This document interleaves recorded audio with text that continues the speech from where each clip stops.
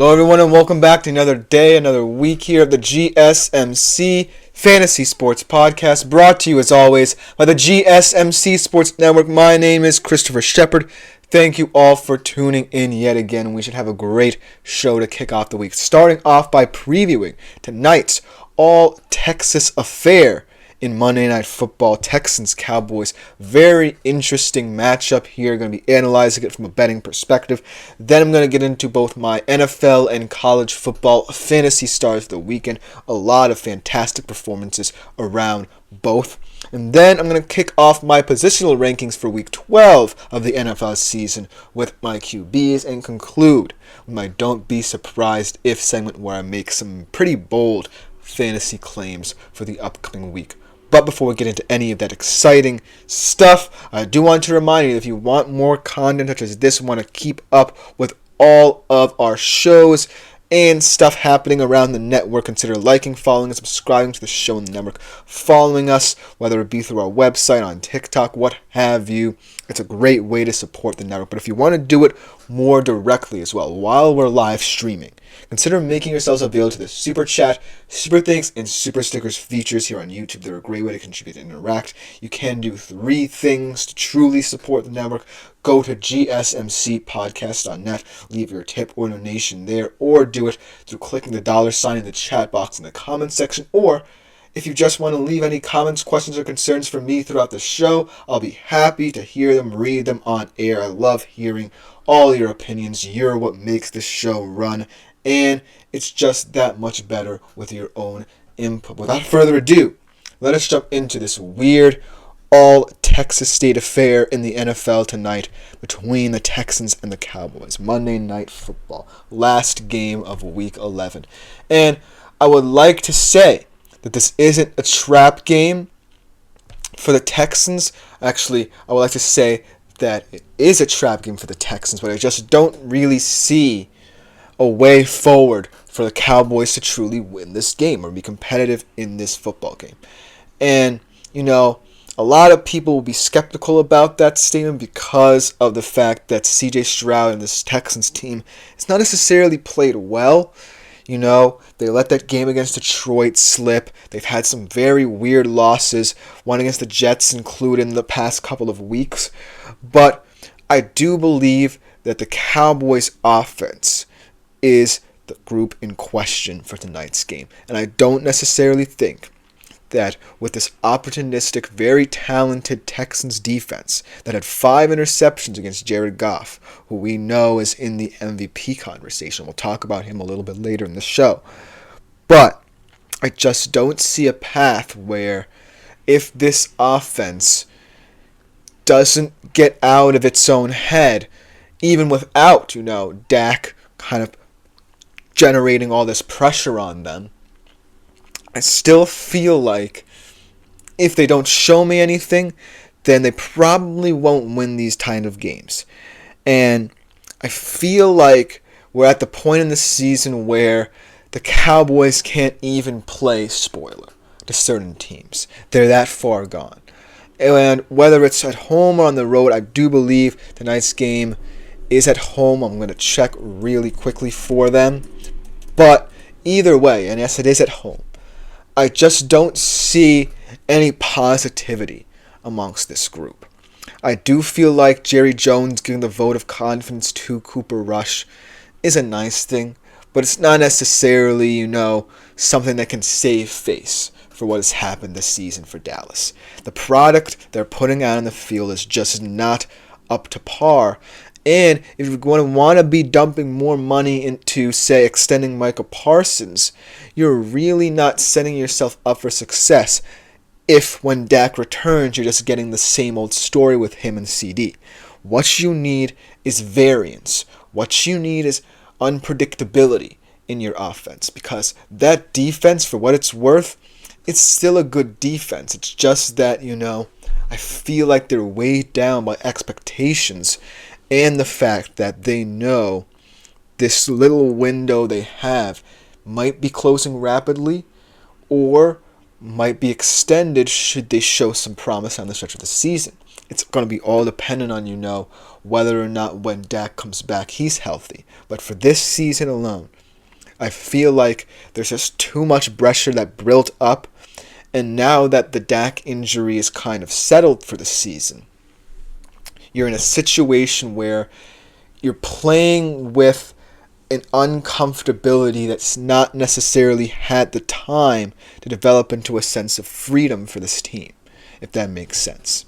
On the Texans side of things, the reason why some people might think this is a trap game is because of the struggles of this offense. However, when I think about this Texans team for this season, I really do think there are many more ways for it to compensate for that. Yes, C.J. Stroud has struggled. But there have been moments this season where he has played well enough to think that this Texans team can be a true contender. However, now that he has Joe Mixon in his backfield, that's what gives me optimism that when the Texans do make the playoffs, that they can actually make a deep run within it. Because this is kind of the team that's going under the radar outside of the Chargers, I guess, in the AFC right now. Everyone's talking about 3 teams right now. The Bills, the Steelers, and the Chiefs. Nobody's kind of talking about these teams as the periphery. The Chargers. The Ravens are not necessarily going to fall out of obscurity, but they still haven't necessarily proved that they're at that top 3 level of those 3 teams. Then the Texans, who are a weird team because they play in the weakest division of anyone in the conference. And in games where they were playing similar competition, they haven't really shown that they can finish them off. Hence the Lions game. And hence the Jets game, which was their first kind of trap game. But the reason why I'm not necessarily convinced they're going to fall into the Cowboys trap is A, because the Cowboys are atrocious at home, and B, I just think that this Texans team is more well-rounded than they think. Maybe it's just like this sophomore slump for both Ryans and Stroud, where sometimes they don't necessarily perform up to par, perform it to their standard. But I still think that this defense is a very tough defense. And I do believe and hope that Cooper Rush, quote-unquote, is the right answer for this Cowboys team at this current moment in time. But until he proves, right, that he can lead this team past this whole Dak tension, and how his contract and CDs kind of consume this team, then I can't say the Cowboys are going to play a meaningful role in disrupting the NFL hierarchy.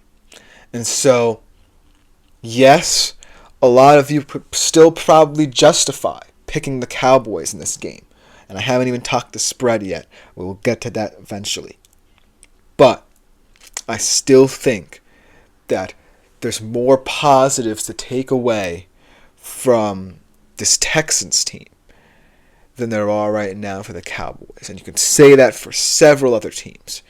You can even say that for teams like potentially the Panthers right now. That's how bad the Cowboys are. That's how bad their situation is. And so that's why I can't necessarily justify giving the Cowboys any leeway in terms of when I look at this from a betting perspective. Let's look at the actual odds for tonight's game, where Houston are 7.5 point favorites on the road. The over-under is actually only 42.5. Granted, both of these teams, the Cowboys more so, haven't necessarily been the best of offenses this season, but I do think that the Texans can score the brunt of the points here.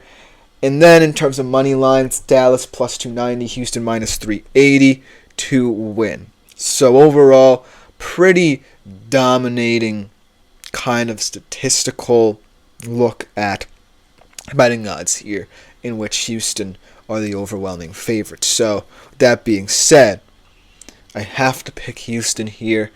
I know that there are certain areas where the Cowboys can get small wins in this game. For example, I do think that Joe Mixon is going to be an X factor in this game, but if Micah Parsons and DeMarcus Lawrence can get going in this game, then that's a huge part of the Texans' offense that's taken away.